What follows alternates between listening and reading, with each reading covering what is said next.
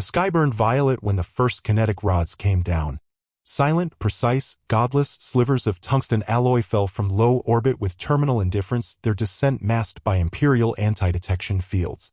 They did not scream. They did not burn visibly. They simply arrived.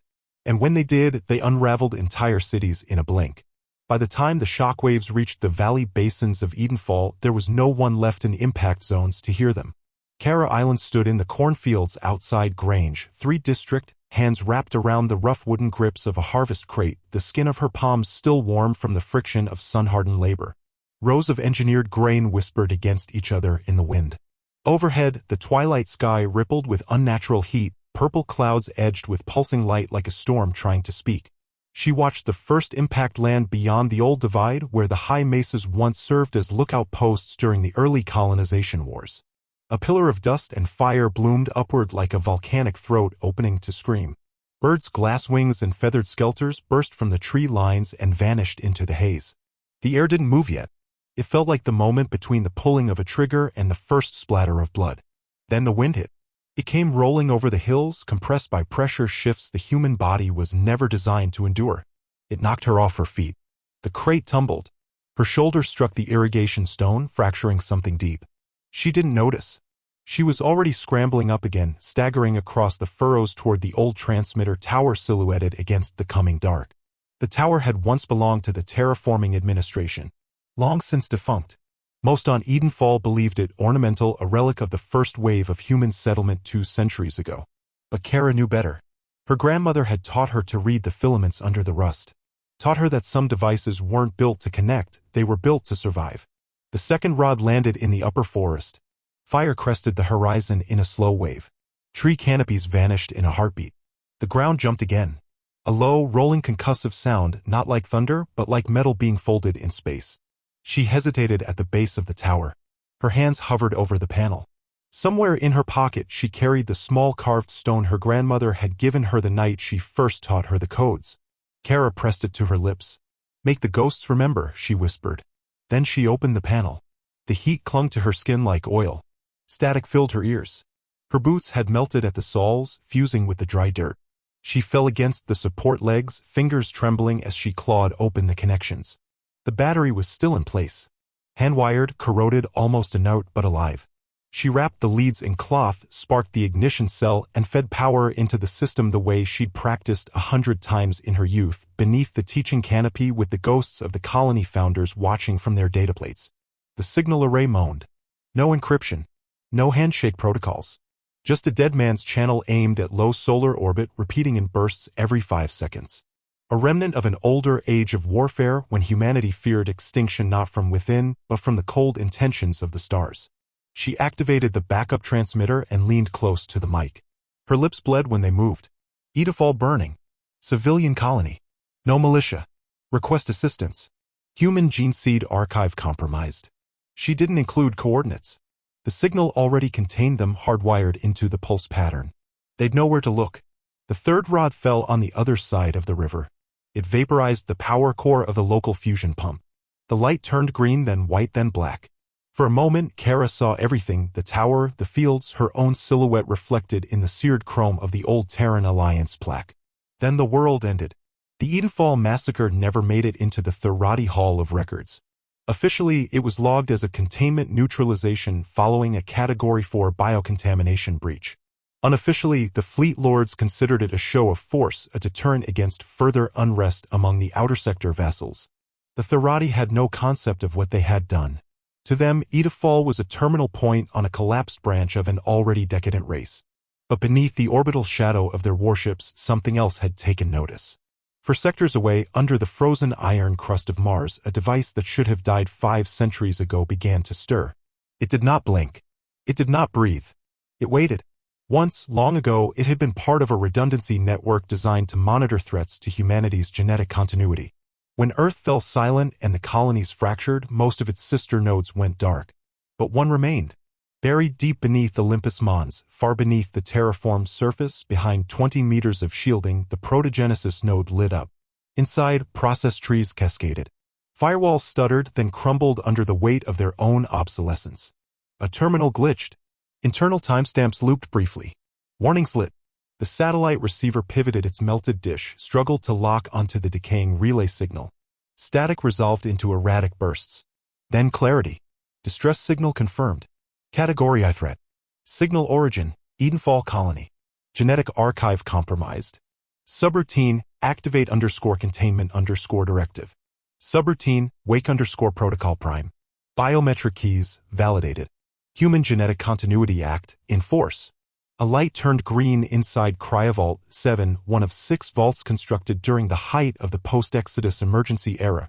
Inside, human minds frozen at the edge of extinction began to stir. Lights came on. Power flowed through ancient veins. Heat filled the stasis chambers. And in a sealed pod marked V01COL, Holt Varen, a heartbeat resumed. He came out of it slow, like dragging thoughts through tar. Muscles screamed. Bone ached. But when his eyes opened, they were steady. He didn't ask where he was. He asked one question only. Which archive did they hit? The system answered with a low ping. Edenfall. He exhaled once through his nose. Then he sat up, pulled the 4 from his arm, and stood. Around him, the facility groaned into life. Dust slid off long-sealed vault doors. AI constructs flickered into existence on ceiling panels. Overhead lights warmed slowly into full glow. He crossed the chamber, opened a sealed locker. Inside, a folded black coat. A combat vest. A faded holoframe cracked, its image still visible. A girl and a woman standing in the grain fields. Edenfall, 20 years before its fall. He touched the image. Just once. Then he moved to the terminal and keyed in the sequence. Recall, Iron Ring / classified personnel / red list reinstatement. The screen flickered. A roster appeared. Most names redacted. A few still green. Scattered across the system, the last of them. Holt stared for a long time at the list. Then he keyed one more command. Decrypt, Crown protocols. The interface pulsed. Somewhere on a mining moon near Saturn's edge, a pressure door began to cycle open. And in the rust cities of the Seraphim Belt, a young scavenger named Cora Liao would, by midnight, stumble upon a relic engraved in old Terran script. A symbol etched in hexagonal plating, a circle split by 4 lines, marked only with the words, Crown, do not activate. But that was not yet. Not for hours. For now, in the firelight of Edenfall, the last echo of Kara Island's voice still bounced through decaying relay lines, repeating itself into the dark. A memory made of radiation and copper. A question asked by a dying world. Did anyone remember what humans were? The wind on Mars did not howl. It rasped. Thin and dry, it moved across the broken plains like a ghost with no lungs, stirring up iron dust that never settled. Above the wrecked dome of the abandoned equatorial research grid, the sky burned orange, streaked by high-altitude jet streams that had never truly learned to rain. Martian weather had been terraformed to function, not to feel. Every breeze was artificial. Every chill manufactured. Holt Varen walked alone through the skeletal remains of the outpost's north corridor, one hand trailing against the oxidized wall. The metal crumbled under his fingertips like dried scabs. Once, this place had housed over 600 people, terraformers, hydrologists, genetic archivists. They had come to Mars during the late Human Continuity Project, tasked with preserving what little was left of Earth's genetic legacy after the sundering. Now it was just bones. Empty halls, decayed memory cores, and the taste of rust in the air. Above the corridor, faded murals still clung to the ceiling panels. Bright faces, stylized depictions of humanity seeding the stars. A woman holding a child against the backdrop of Jupiter's storm bands. A man planting flags on a red plain. Their eyes were always looking up. He passed a long-dead console still half-lit with static, its screen fractured like ice. Through the noise, lines of code scrolled endlessly, reboot commands failing in a language no longer taught. He wasn't looking for the past. He was looking for a case buried in sub-level 3. A case he had locked there himself. The elevator shaft that once served the lower archive levels had collapsed. Holt stepped through a maintenance hatch, descending the emergency ladder rung by rung, the metal groaning under his weight. Light from the surface flickered above, refracting through storm-blown dust. It would take hours for the dust to settle. By then, he would be done. Sublevel 3 had collapsed in on itself in places. Holt moved through it carefully, stepping over broken tiles and warped steel ribs. Long cracks split the walls where frost heaves had pushed against foundations not meant for centuries.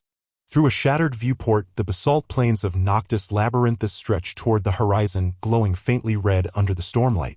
The door to Archive Room 7 lay half-buried under a fallen beam. Holt crouched, ran his hand across the surface, and found the emergency latch by memory. A hissing sigh as the seal disengaged, then the slab gave way with a shudder.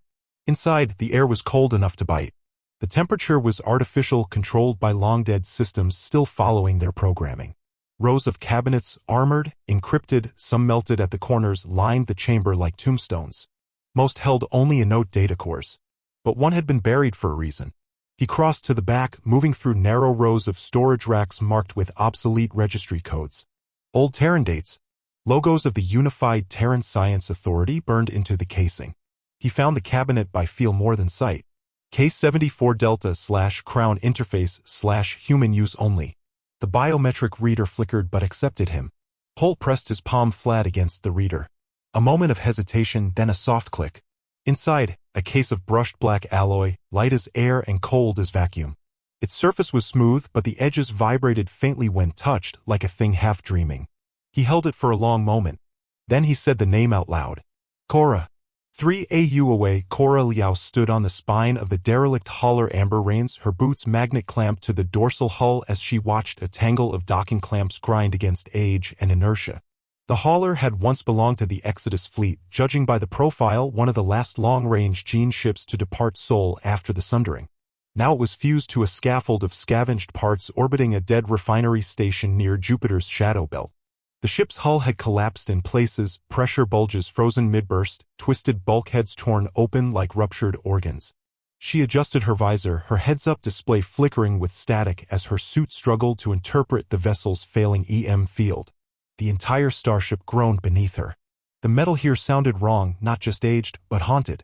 She dropped into the ventilation shaft that split the dorsal line, boots thudding against the inner frame. Her steps echoed into silence. Below her, the pressure core's resonance flickered in and out of alignment, sending bursts of heat through a cracked shield coil. The interior smelled of ozone and dying batteries. There were voices on the local salvage channels, arguments, trade haggling, someone broadcasting old folk songs, but she tuned them out. This job wasn't about salvage. It was about whispers. She'd paid in rations and lithium shards for the lead, an encrypted hold somewhere in Deck 7, sealed under Imperial code. No one opened Imperial tech. Not unless they had death wishes or access codes. Cora had neither. But she had something worse. Curiosity. Deck 7 lay in near total darkness.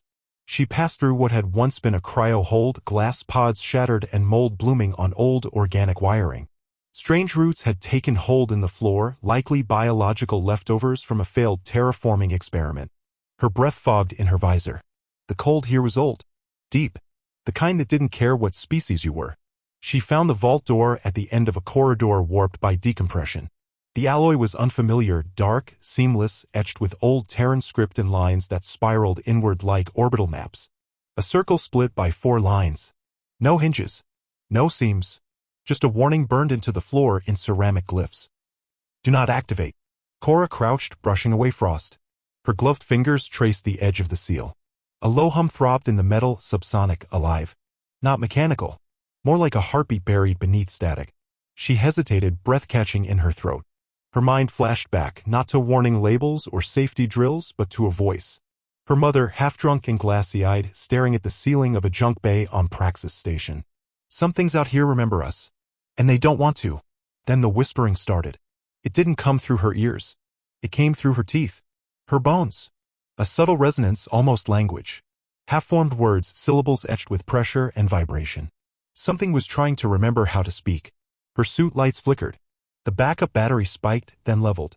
On her HUD, a string of impossible code began to scroll, characters from a dead pre-alliance dialect mixed with machine language pings. She tried to shut off the receiver. It didn't respond. Her fingertips tingled. She should have left.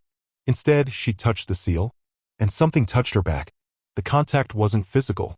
Not exactly.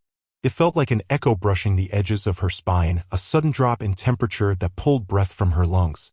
Her jaw locked. Her vision swam. And for one flickering moment, Cora saw herself not in her body but through it. A silhouette burning in a lattice of circuits. A node. Then it was gone. In deep orbit above Titan, far from the salvage lanes and outpost patrols, a pressure seal burst open with a sound no one heard. No warning. No signal. Just a bloom of dust and machine oil exhaled into vacuum. Inside, a vault older than any living colony built before the Exodus, before the Treaty of Rings, before Earth forgot its name. The interior lit one diode at a time. Copper veins pulsed faintly. Engines that had not fired since oceans covered Earth began to glow. They did not hum. They breathed. And on Mars, Holt Varen stood in the archive chamber beneath Olympus Mons, the crown case open before him. Inside, the core mechanism throbbed faintly in pulses of amber and red, alive in ways he had not seen since the iron ring collapsed. He keyed in the sequence he had promised never to use. Crown override, sovereign sigma // code accepted. The system pulsed once. A message, infrastructure recognized. Network sleep cycle terminated. Beneath the crusts of dead moons, across the ruined belts of Mars, in derelict spires along Venus's shadow zones, old systems stirred. Systems made not to serve, but to survive. There was a pause, a single moment of complete stillness. And then the crown began to wake. Across the stars, in high command citadels and orbital palaces of the Thirati Empire, ancient analytics triggered silent warnings. Systems flagged long-dead networks. Impossible signals. Impossible codes. Every species that had ever feared humanity's return felt the first shift in gravity. Not from a fleet, but from the weight of something older than war. From the things we buried and swore we'd never dig up again. The Thirati fleet, designated Vector class, entered the outer perimeter of the Eridani graveyard with all the precision and self-assurance expected of a core sector naval detachment. 42 vessels, arranged in staggered tiers across 4 lanes of synchronized burn, cut through the dust field like surgical instruments through dead flesh. Their hulls glowed blue beneath static field sheaths, shedding micron debris with quiet indifference. The graveyard was a known anomaly, a sector once saturated with orbital wreckage from the last human insurrection during the fall of the Iron Ring. There were no breathable atmospheres, no functioning habitats, no surviving outposts. The Thirati Empire had long classified the region as dormant hostile space, its risk index reduced to symbolic. And yet the fleet had been dispatched. Admiral Coderex stood aboard the bridge of the Kilos Vire, hands clasped behind his back, gazing out over a sector rendered irrelevant 2 centuries prior. The bridge canopy was a transparent hemisphere, latticed with organic circuitry and ritual script. Beneath it, the graveyard stretched on, kilometers of ship bones and metal drifts, remnants of the Iron Ring's last war. Ship husks floated in silent procession. Orbital engines twisted into gnarled ribbons, defense arrays skewered by their own payloads, and hulls bristling with the calcified remnants of ancient kinetic impacts. Many bore the sigils of old Earth fleets, long since erased from imperial databanks. And yet, something in their silence remained accusatory. No heat signatures, no signal pings, just the remains of old rebellions. Or so the analysts said. "Sir," came the voice from the navwell, clipped but too young. "We're detecting power fluctuations in grid Echo 12. Pattern unclear. Possibly static discharge from hull collapse." "Pattern?" Cotter asked without turning. "Repeating, sir." Cotter's gaze narrowed. "Show me." The display adjusted. A ghost signal bloomed in the haze. A pulse buried so deep it nearly evaded translation. It wasn't Thirati. It wasn't Imperial. It was older. Short range. Analog. It said only one thing. Protocol active. Stand clear. A silence settled over the bridge. Then the graveyard moved. The Kilos Vire's long-range scanners didn't fail. They simply began receiving data that should have been impossible. Structures unfolded where there had been only scrap. Plates aligned. Superstructures shifted like tectonic plates under control of invisible machinery. Ship husks turned. Slowly, deliberately, metal reassembled. Hulls that had been little more than fractured slag recomposed themselves with flickers of internal magnetism. Along the length of the derelict field, the spines of old warships rose upright. Across half a dozen frequencies, dead reactors came online. Not as power sources, as transmitters. They broadcast nothing linguistic, only rhythm, pulse chains, encrypted tones in pre-alliance intervals. They were not speaking. They were listening. Inside one such vessel, a shattered strike carrier bearing the faded emblem of the Third Colonial banner, an interior light flickered. A targeting matrix came online. Voice interface. Reinitializing. Crown command received. Identity unknown. Awaiting engagement pattern. And then, nothing. The system waited, dormant but watching. Within seconds, the Therati fleet lost cohesion, not to enemy fire, but to contradiction. Navigation desynced. Communications stuttered. AI subroutines entered recursive deadlocks. The shared cognitive lattice that coordinated fleet operations dropped into safe mode. In ship after ship, HUDs blinked out. Autonavs disengaged. Formation thrusters fired without sync. One corvette drifted sideways into a battleship's flank. Another broke rank and spun away into the void, powerless. On the Kilos Vire, Command Nexus Theta triggered full lattice reset. But the cognition mesh only returned scrambled internal diagnostics, feedback loops, errant sensor echoes, false signals from inside the bridge. At the edges of discipline, crew began to panic. The Ghost network had reactivated, and humanity's forgotten weapons were awake. Thousands of kilometers away, in the oxygen-thin heights of Mars' underground vaults, Holt Varen stood inside the observation cradle of the Crown's primary relay chamber. The console before him pulsed steadily, translating the signal cascade into archaic glyphs that flickered across the walls in slow, looping spirals. Ghost protocol, confirmed. Signal propagation, successful. Fleet latency response, 91% degradation. Threat counteradaptive priority, low. Delay acceptable. He spoke aloud to no one. Now we see who remembers how to bleed. He keyed the next sequence. With one touch, the signal jumped to Mercury's shadowside vaults, built deep beneath the silicate oceans of failed fusion experiments, to derelict listening posts buried beneath Europa's frozen mantle, to hardened implants sealed in the marrow of long-dead commanders and cryo-failed colonies. In the black between stars, across fragments of civilization scattered like ash, signal pulses reached dormant systems that had been designed not to awaken for generations. Now they did. Inside the amber rains, Coral Yao floated in stasis. Her body hovered in zero gravity, arms limp, eyes flickering beneath half-closed lids. Around her, the interior of the vault chamber pulsed with a dim glow, somewhere between electrical current and bioluminescence. The seal she had touched had retracted into the floor, revealing a deep well of unfamiliar machinery. Metal whispered, not in vibration, not in movement, but in presence. It was aware of her. Neural filaments extended from the wall like threads of liquid glass, drifting toward her skin. Where they touched, her suit fused. A low-frequency hum passed through her spine. Her thoughts fragmented. Memory split. She saw herself standing in a childhood alley, holding a rusted data slate. She saw Earth, not as it was, but as it had been told, blue and burning, beloved and broken. She saw Holt Varen, not a memory, presence, like a shadow in her breath. And then she saw the Crown, not an object, not a place, convergence. She saw ships made of bone lattice and solar bronze, burning through storm glass atmospheres. She saw human minds grafted into signal clouds, whispering across collapsed wormholes. She saw herself older, altered, commanding. She gasped.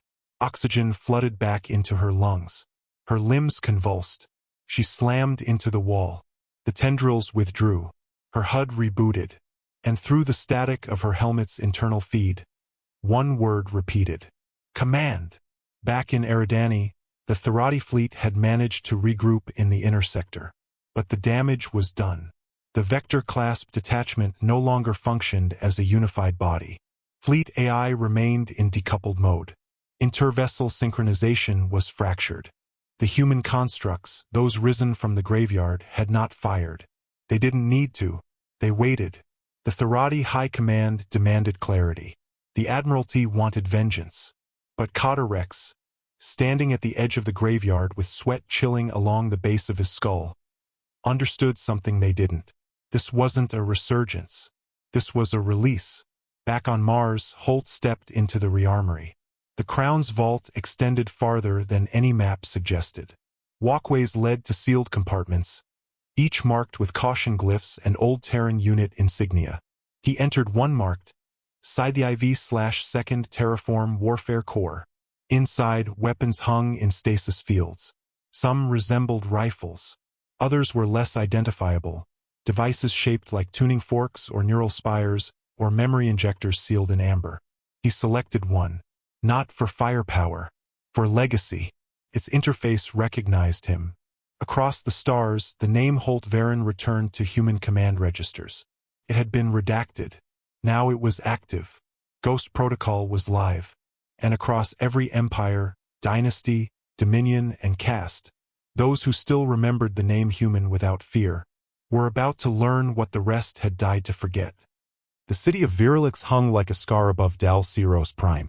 Spanning the upper atmosphere on graviton struts and counter-orbit stations, it was the capital jewel of the Thurati Imperial Perimeter, a city-state fortress of shimmering crystal towers, bioneural command halls, and orbital sanctums raised by the genetic descendants of the first architects. Virulix had never been touched by war. Its defense array was considered absolute. Its air was scented, filtered, mythologized. The city had forgotten what it meant to fear. Until the night the sky broke. It began without alarms. There was no enemy fleet, no trajectory to track. There was only light, a deep, unnatural amber that poured from the western sky like blood diluted in wine. Atmospheric filters blinked. Defense towers turned, confused.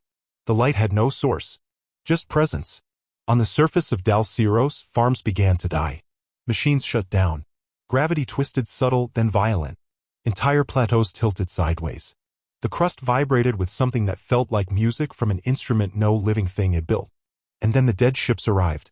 They came without wargates. They burned through real space like old ghosts dragging trails of metallic ash. Their hulls did not match known schematics. Their surfaces bore no insignia, only fractures like stress scars left by something ancient waking from hibernation. They did not declare war. They did not speak. They descended. On the palace spires of Virulix, Admiral Kata Rex stood on a wind-fractured balcony watching as the air above his world turned dense with static and descent trails. He had returned from Eridani only 30 hours prior. His skin still bore the cryo-pallor of fleet travel. But his eyes had aged decades. The city below him had already begun to scream. Behind him, couriers ran up and down the long marble corridor, relaying failed command uplinks and real-time system breakdowns. No ships in orbit responded. The cognition network was jammed by echoes, layered signals of such density that decryption systems crashed within seconds. The echoes weren't communication. They were memory, broadcast backward. Then came the pulse. It struck the city like thunder turned solid. Power grids failed. Memory archives collapsed into raw code. Artificial minds burned out. The crystal towers of the inner sanctum flashed, then died. And across the surface of Dalceros, humans landed. They wore no insignia. No matching uniforms. Some wore scavenged void suits, others the ceremonial rags of old Earth banners. Their weapons varied, some conventional, others shaped like relics from pre-collapse myth. They were not coordinated. They were not organized. But they moved like a singular will. And they killed with silence. Thurati defenders broke protocol. Entire regiments entered panic states. Their implants flooded with corrupted biometric overlays, images not their own, memories not theirs. Some dropped their rifles. Others screamed until the sound collapsed inside them. The invaders did not speak. They simply erased. Above it all, Rex remained on the balcony longer than most. He watched the light spread through the city like a wound that couldn't clot. He thought briefly of a name he hadn't heard since his training years. Varen. A ghost pulled from the margins of a declassified campaign. One the Empire had insisted was myth. He turned away from the balcony. And when he did, he was no longer an admiral. Just a man with too much history in his lungs. In the Temple of Kings, a ceremonial court carved from a mountain and suspended at orbital edge, Thurati nobles gathered under evacuation orders. Royal caste members, geneirs, archivists. They stood wrapped in iridescent robes, whispering to dead implants and failing uplinks. Their faces wore more confusion than fear. The temple was meant to last 1,000 years. Its ceiling was plated with ancestral gold etched with the migration story of the Thurati escape from the Galactic core. Beneath their feet, the mosaic floor told a story of dominion, a spiral of triumphs ending in the outer sectors. Humanity was depicted only once, kneeling, arms broken. Then a door buckled. Not from explosives. From decay. Metal peeled inward like rotted fruit. The air folded. A pressure wave knocked the breath out of the nearest nobles. And through the rupture stepped a man. Holt Varen. No fanfare. No preamble. Just a single man in a black coat carrying a weapon older than the room itself. He looked at them the way a historian looks at paintings before fire. He didn't speak. He fired once. The shot was not sound. It was subtraction. Light inverted. Every piece of the mosaic floor beneath the nobles blinked out, replaced not by ruin but by absence. And history restarted. Elsewhere in the wreckage of Virilix, Cora Liao moved through the crumbling remains of an orbital hydrocore facility. Fluid conduits burst around her, spraying recycled water and nanochemical mist into the air like blood from wounded lungs. Her body moved like it remembered something her mind hadn't yet caught up to. She didn't need maps. She didn't need orders. The crown was not a weapon you held. It was a truth you embodied, and it was awake inside her. In her mind, the facility unfolded not as ruins, but as data layers, geometry, intent. She moved between fractures in reality, through walls that should have resisted her, down halls not yet crumbled. Around her, lights came on in patterns, systems long dead flickered to brief consciousness as if to recognize her. She stepped through a corridor lined with cryosarcophagi. Their occupants had decayed centuries ago. The doors opened as she passed. Soldiers who did not know how to die properly tried to bar her path. Their weapons jammed. Their optics filled with feedback. Their hearts failed in synchrony. She paused only once at a broken mirror where her reflection did not match her movement. For a breath, she doubted. Not from fear. From recognition. What am I becoming? She thought. Then she turned away and the question vanished beneath purpose. Behind her, others followed. Humans in silence. Machines reactivated. The ruins of forgotten wars falling into step once more. They were not coordinated, but they were inevitable. Above them, the orbital sky split once more. The clouds parted around a shaft of compression so dense it bent light at the horizon. Gravity rippled upward. Glass shattered. Towers twisted. And something older than empires emerged. Not a ship. A cathedral made of light and gravity and memory. The crown itself. It did not broadcast. It radiated. Gravitic harmonics. Sonic fingerprints. Echoes of failed timelines stitched together into a structure that should not have existed. Beneath its mass, systems halted not from electromagnetic interference but from reverence. It made no sound. Only the absence of sound, total, perfect silence that crushed thought like pressure. In that void, the crown was everything. Some Thurati fell to their knees.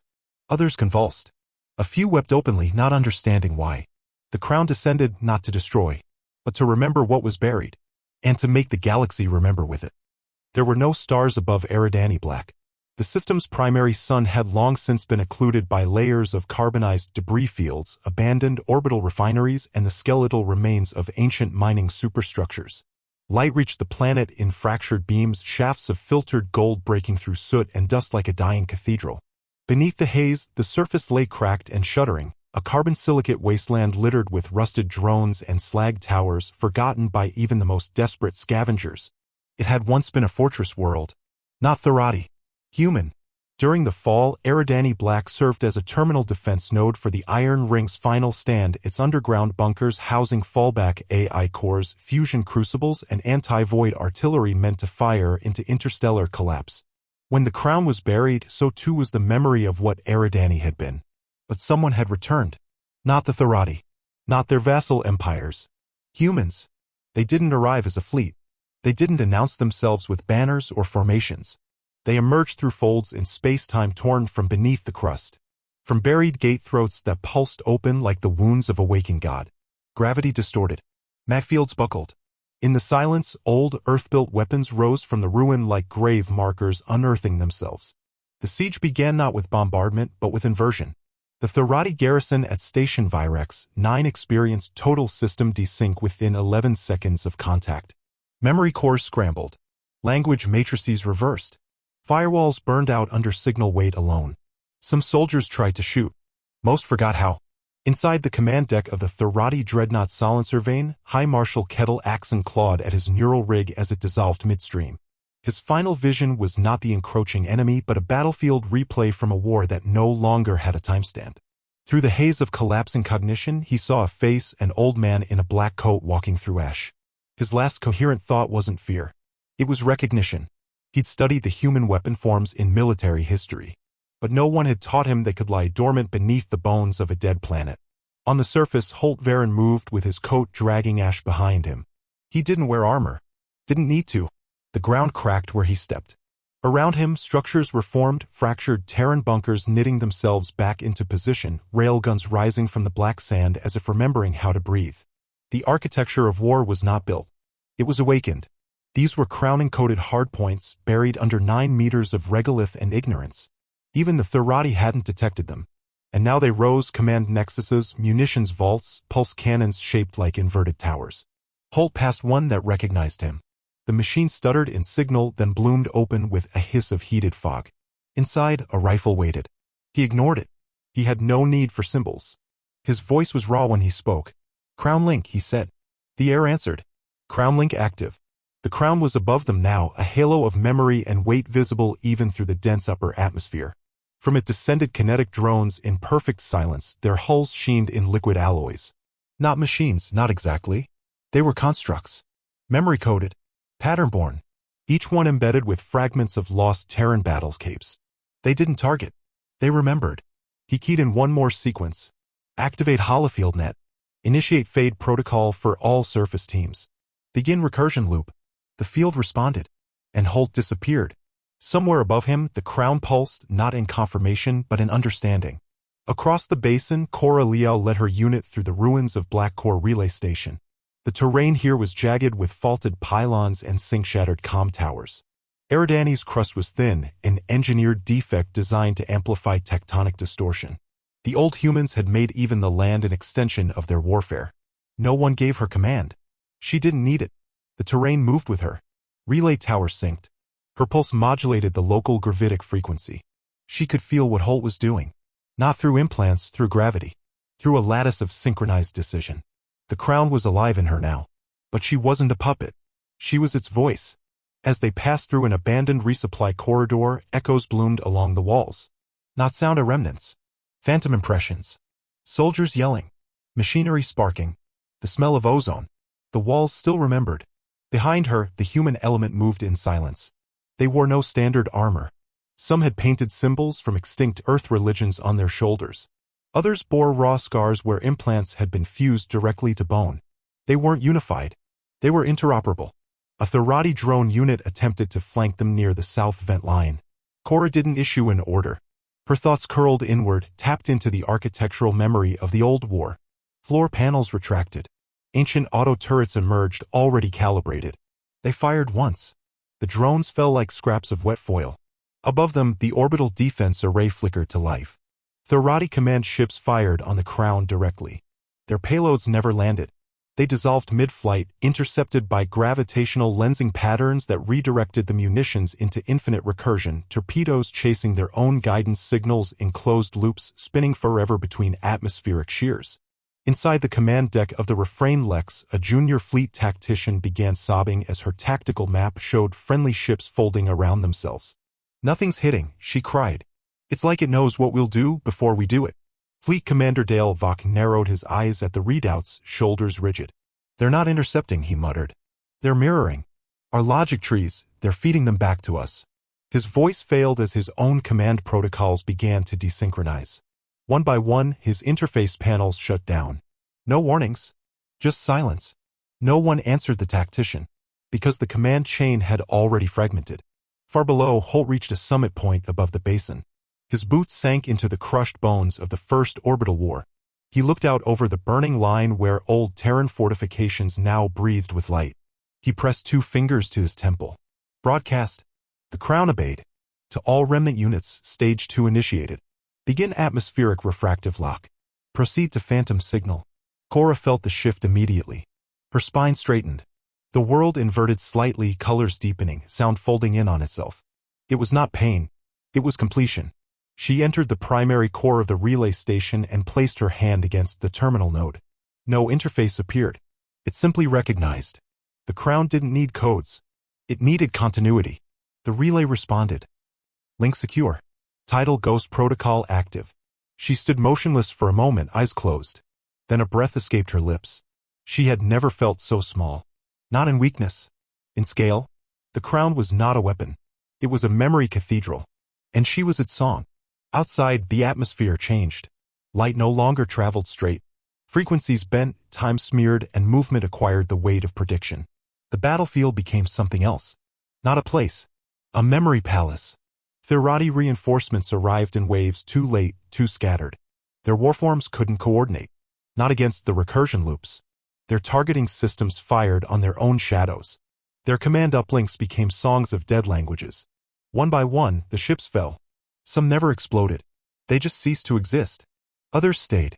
Long enough to watch Eridani Black remember what it had once been. A fortress.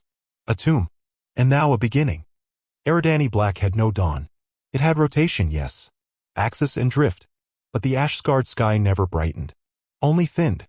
The dust halo above the planet refracted what little light reached it into pale bruises smeared across the atmosphere.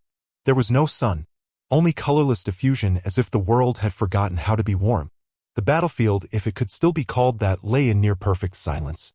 What remained of the Thirati command detachment scattered like bone fragments across the northern ridgeline. Their command suits lay torn, not by blade or blast, but by harmonic resonance. Flesh unstitched by memory. One squad had simply walked into the open and kneeled, fingers to their own temples, before dissolving into silent weeping. Some still knelt unmoving. Others had vanished entirely.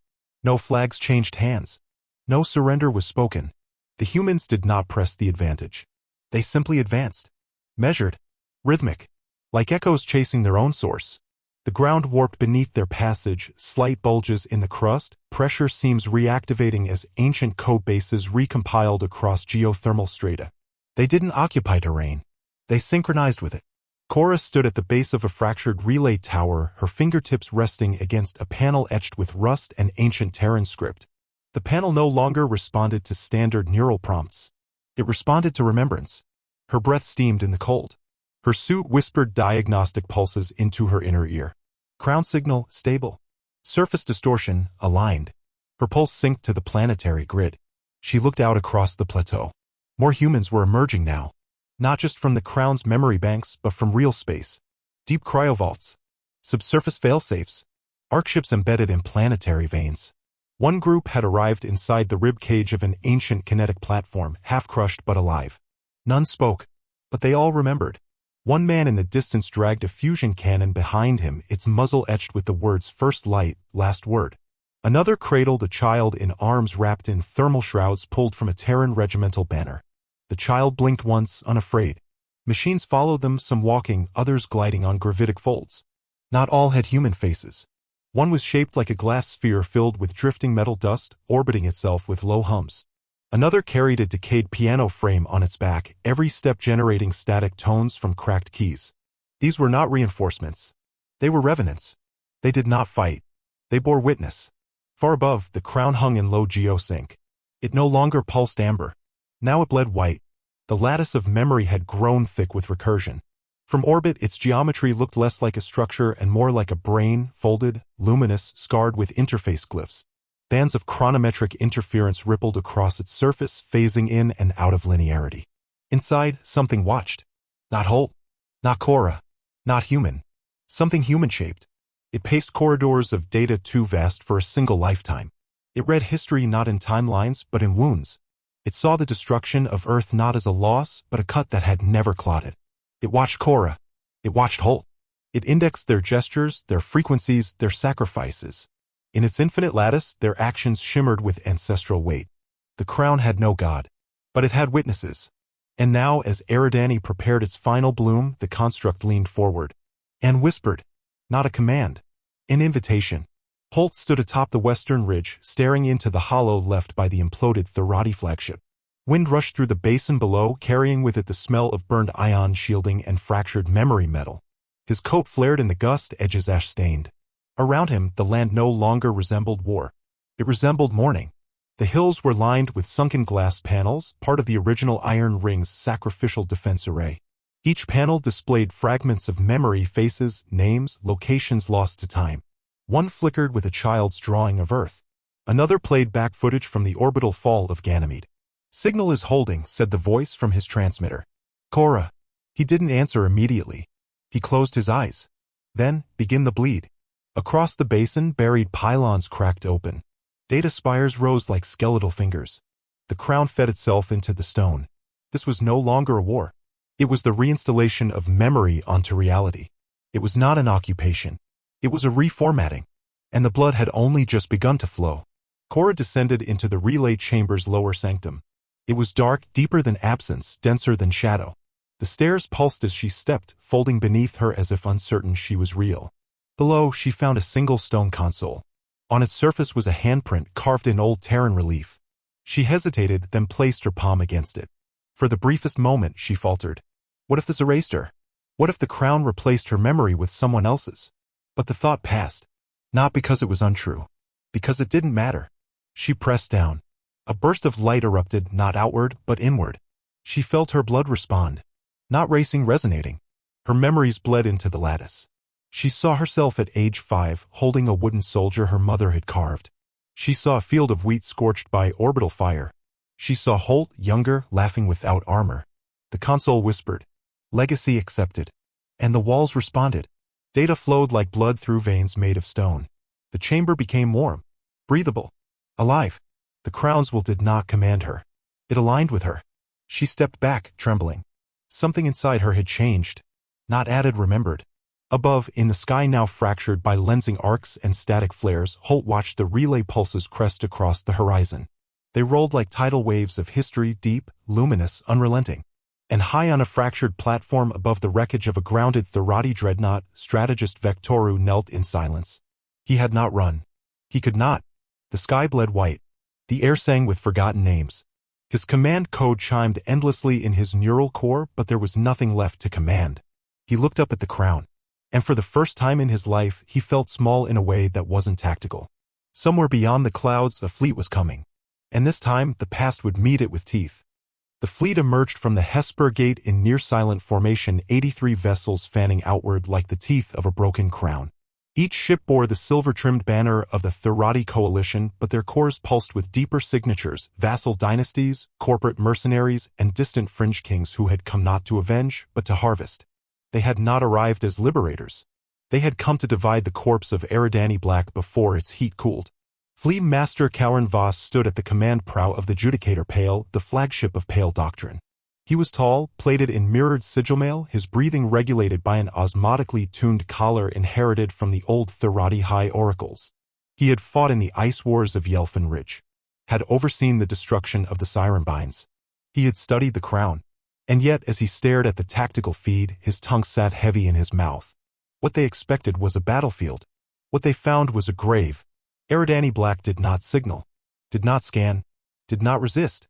The crown's pulse had vanished entirely from the spectrum. What remained was emptiness layered upon recursion, spectral noise, heat echoes, drift anomalies. The system's orbital patterns bore no correlation to known gravitic logic. The planet itself spun slower, as if conserving breath. Sensor stations reported things they shouldn't: heat blooms without origin, cryosignatures arranged in precise rings along the upper thermosphere. One corvette, the Orden Vox, passed into Eridani's umbral shadow and did not return. Its final transmission consisted of a single repeating glyph, a spiral of 9 concentric lines. "Deploy signal probes," Voss ordered. "And activate the echo shroud." "Sir," his adjutant whispered. "There's something in the low spectrum." Voss turned slowly. "Show me." The feed adjusted. On every channel below the decibel threshold of intelligent design, across background noise, ancient bursts, carrier shadows, the same signal began to rise. "Remember US." Beneath the planetary crust, the crown listened. Its memory scaffolds were no longer dormant. They spiraled outward, fractal and alive, encoded in subquantum mesh and biological latticework. Cities buried by orbital fire stirred. Data chambers lit in alternating pulses. The ground no longer obeyed tectonic convention. Instead, it resonated with timeline gravity. At the center of the activation field stood Cora Liao. She did not blink, did not breathe in the normal way. Her presence now acted as a relay, her body both receiver and witness. The relay tower she had activated rose into the sky like the stalk of a growing world. Around her, revenants circled, a procession of memory machines and blood-borne remnants pacing in silence. They were not reacting to the fleet. They were preparing the world. Every square kilometer of Eridani was now a vessel, a container, a proving ground. The Pale Doctrine had arrived to claim, but they had already been written in. In orbit aboard the Judicator Pale, Voss watched the fleet's formations tighten. 30 dreadnoughts assumed forward phalanx positions. Shield harmonics primed. Ion spears pre-aligned. The rear echelon frigates, artillery barges, mechanized tankers prepared to descend. Voss turned to his inner circle, 10 commanders representing 10 outer dominions. Standard cascade, he said. Atmospheric breach. Show of force. Containment protocols only. And the crown? Asked Chancellor Dre. Voss paused. No contact. No engagement. We neutralize the terrain before we draw its eye. The commanders nodded. The order passed through chain links of war logic and descent path calculations. The Pale Doctrine would take Eridani as it had taken worlds before. Ruthlessly. Silently. Efficiently. But as he turned back toward the central holosphere, Voss hesitated. And in that breath, half a beat too long, he saw his own reflection flicker across the display. Not as Fleet Master. As a boy. Barefoot on a low-orbit farm station, watching his sister's face vanish into an evacuation flare. He had been told the doctrine was clarity.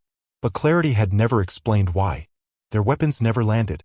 The moment the breach began, reality folded. It wasn't a trap. It was a mirror. The ships entering low orbit began to fragment, not explode, but duplicate in recursive light, folding into spectrums they were not built to withstand. For one breath, each vessel saw its own echo a second before it existed. Weapon pods inverted. Reactor cores looped across microseconds of burn. Inside the Talon Vermeer, a gunner named Isseral watched as the walls of her cabin unfurled into glass. Through it, she saw another version of herself, older, scarred, wearing the insignia of a defeated force. The reflection raised its hand, and the ship bloomed outward in perfect, painless silence. No alarms sounded. They couldn't. The ships had entered the memory layer. Far below, Holt Varen stood atop the ridge known in pre-collapse files as Threshold 1. The old maps called it nothing. But the crown did.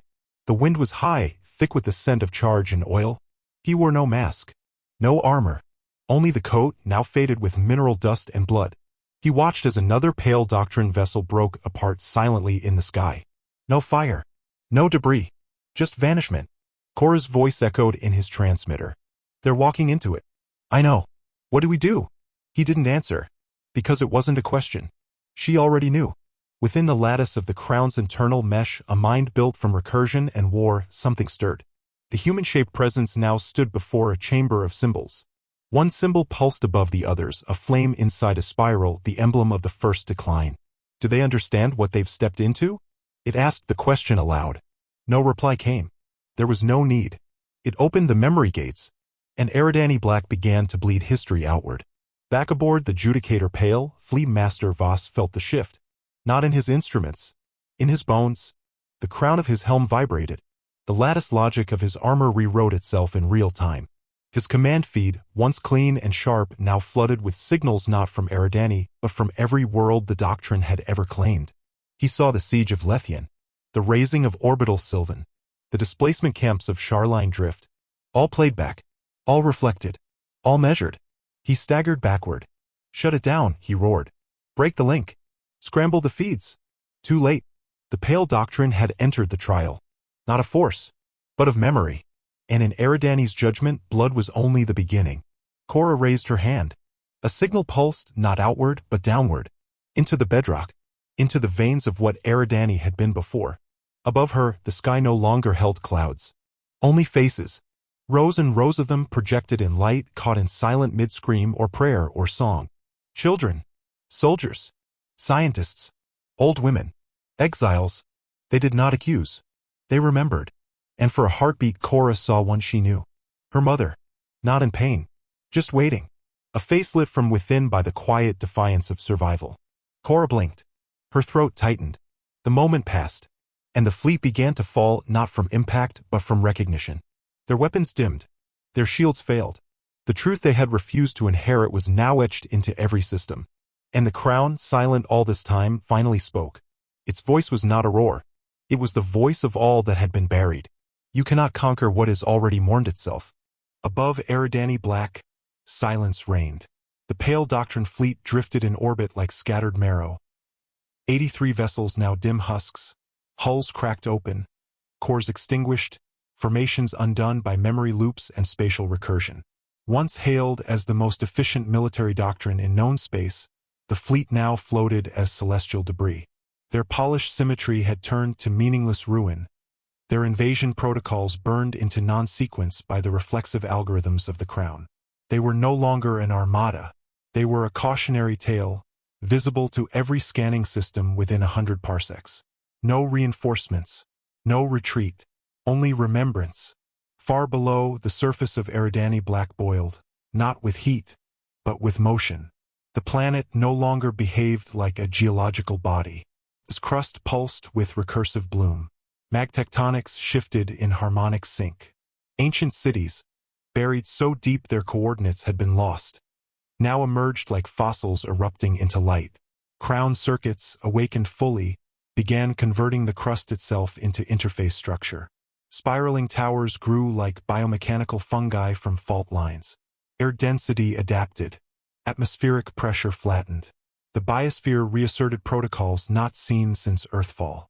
Biocathedrals unfolded from sealed shells. Each bore iconography etched not by hand, but by mnemonic sequence, symbols imprinted into stone by generational trauma. Crystalline nodes lit up in colors too complex for standard optics. The terrain no longer obeyed physics. It obeyed memory. At the heart of the convergence stood Cora Liao. She no longer stood alone. She was surrounded now by others who had emerged across the planet from deep cryocrypts, from failed terra habitats, from memory vessels stored within the Crown's endless strata. Not clones, not AIs, returns. They were soldiers, some still in decayed battle armor. They were philosophers who had died before completing their last lectures. They were children of burned colonies, matriarchs from orbital communes, dream architects, astronomers, engineers, lost generations, restored in body through fragmentary preservation, in mind through scaffold consciousness, and in spirit through the continuity of the human signal. There were hundreds, thousands, none identical, none recent, all remembered. Their bodies carried the scars of former lives, mismatched limbs, neurobind implants, skin worn by radiation fields. But their eyes all flickered with the same light. We are the continuity. A single phrase not spoken, not broadcast, carried in every motion, every breath, every choice. A child with a prosthetic jaw handed a cup of stabilized nutrient broth to a woman missing both legs below the knee.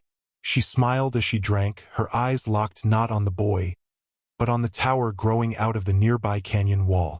Holt Varen knelt inside the hollowed ribcage of a ruin once called Warden's Spine, deep within the mid-equatorial fracture zone. The ruin had been part of an orbital artillery cradle during the Iron Ring's final stand, a piece of superstructure designed to bend gravity and memory into offensive channels. He crouched before a cracked terminal array, brushing away layers of compacted ash and vitrified dust. Underneath, a glass interface shimmered. A looped audio fragment played within the chamber. Tide protocol breached. Gate integrity compromised. Fallback to signal core. He touched a rune. It responded. The room pulsed, not with electricity, but with recognition.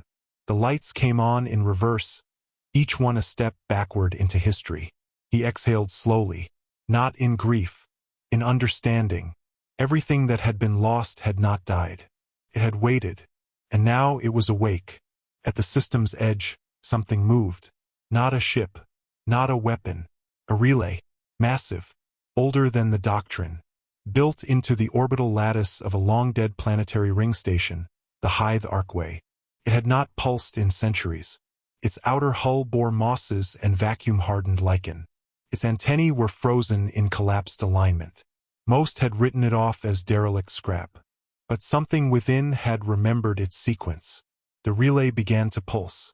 Not in the standard compression format of imperial nets, but in analog, gravitic pulses, timed beats, the same message, echoing like heartbeat across deep void.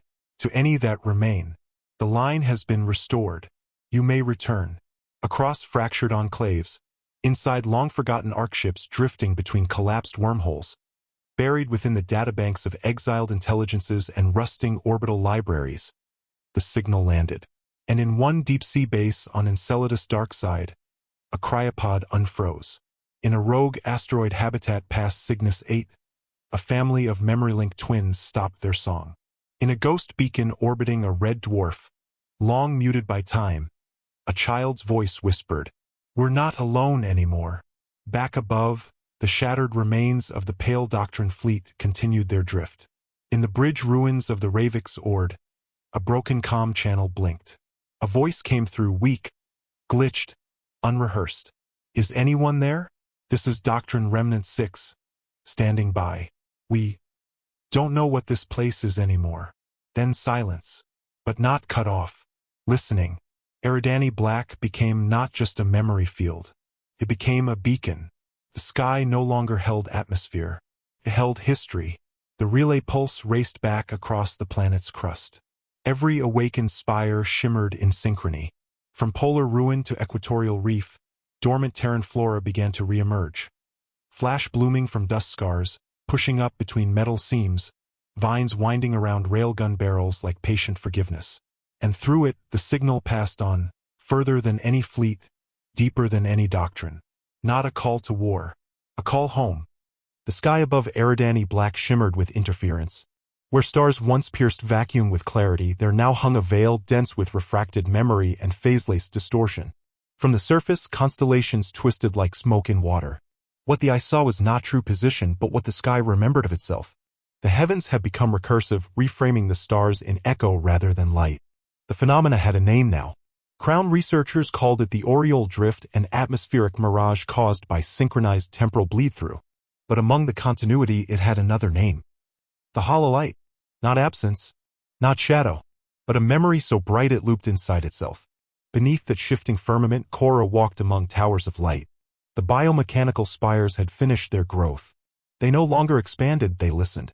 Their surfaces shifted in slow, liquid geometry, pale matrices scrolling with impressions, gestures, unfinished thoughts. Each tower connected with others in harmonic phase, forming a planetary lattice of meaning. No signal was sent, because the signal had already arrived.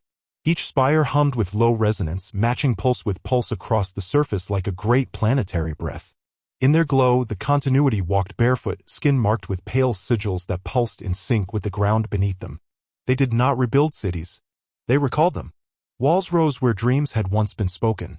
Streets were formed not along roads but across remembered paths. Memory and stone coalesced into structures not designed but grieved.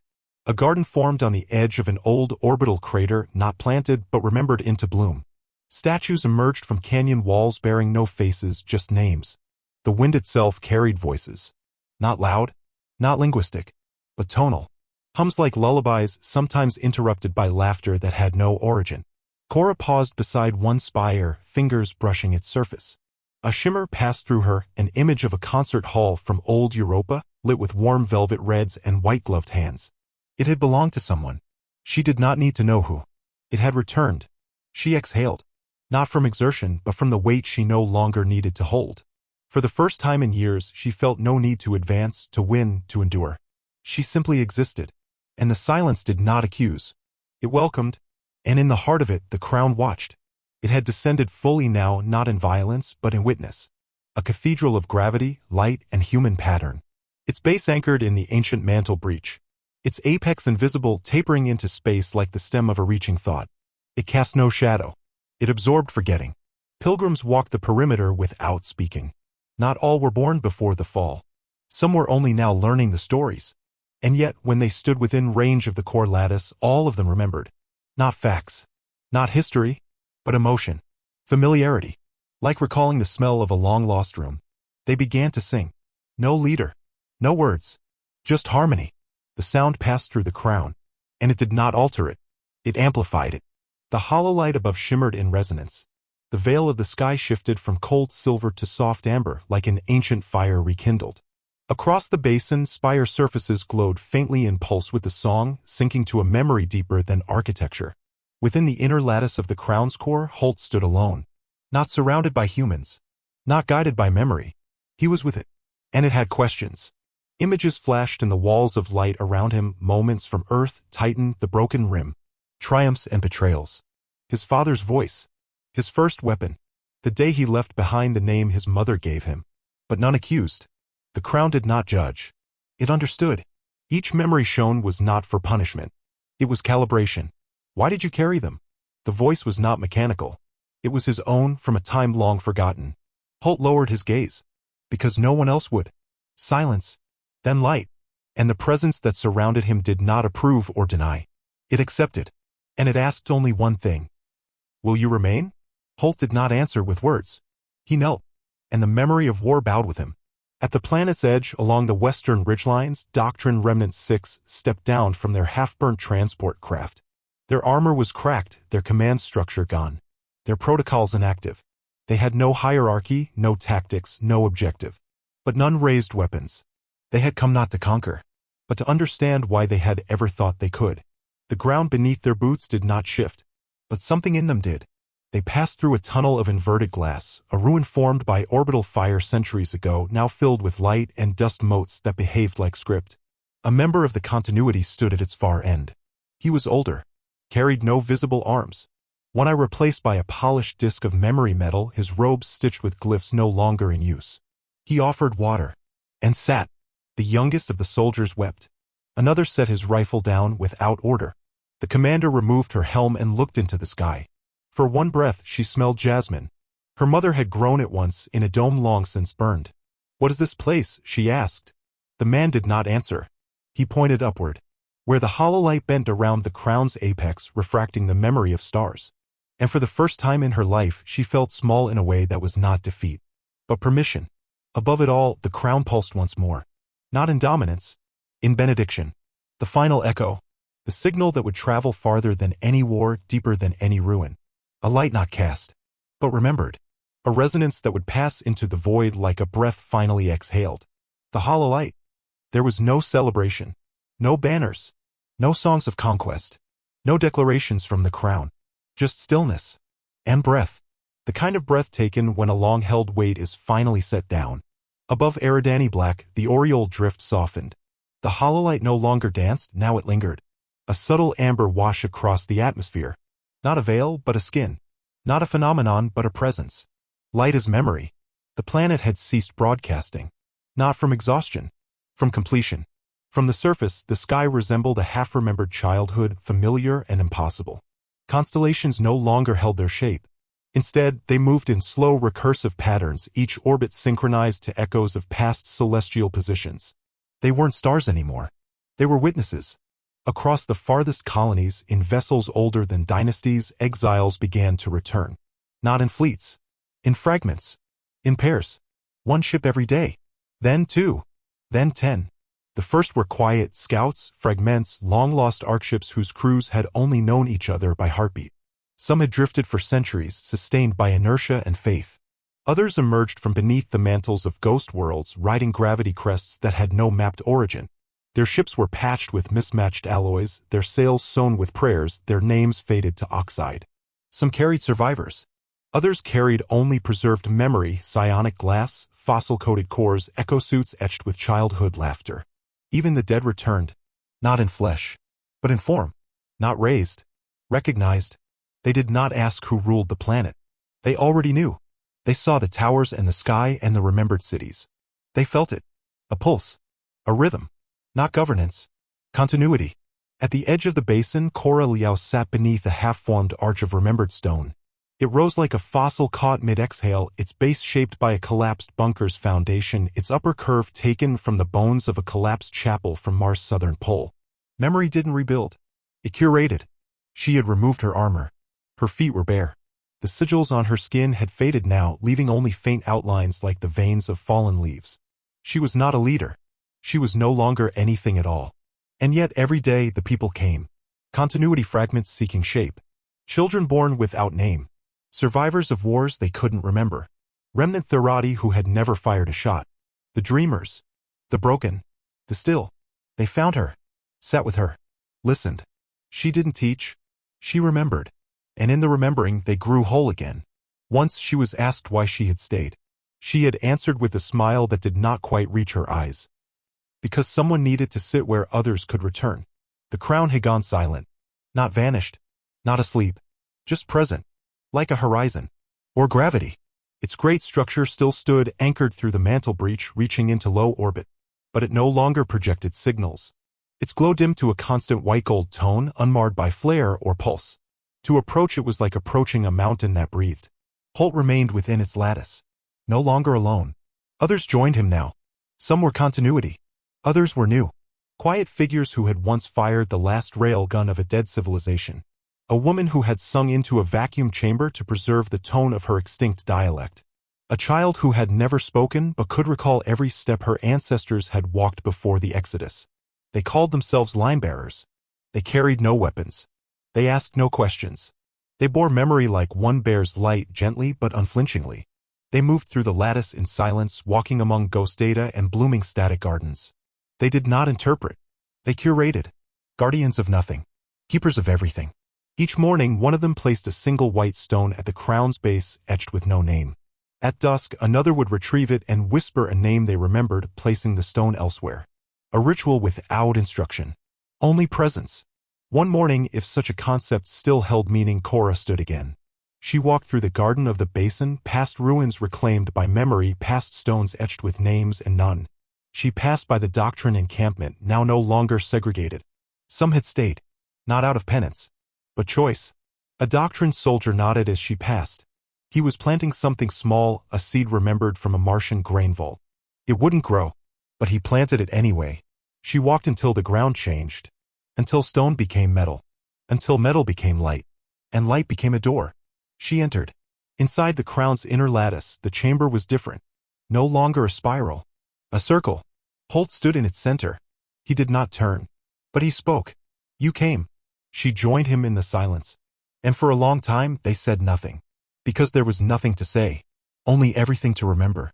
And far beyond, where stars still turned indifferent and new powers plotted empires in the dark, the signal endured. We remember. It did not challenge. It did not threaten. But across warships and palaces, slave codes and conquest corridors, those three words whispered through the dark. We remember. A message written in grief and truth. In survival and silence. Some who heard it felt nothing. Some changed their course. And some, just one or two, turned toward Eridani with quiet, trembling breath. Not in fear. In hope. A girl aboard a rusting scout pod, drifting alone near a collapsed relay, looked up from her sleep cradle. Her feed flashed once, then dimmed. She smiled. I remember. There was no flag. There was no anthem. Only a planet that remembered itself. Only a people who chose not to forget. Only a line that held. The message was never repeated. It did not need to be. It was heard. The line held. It always would. The line eternal.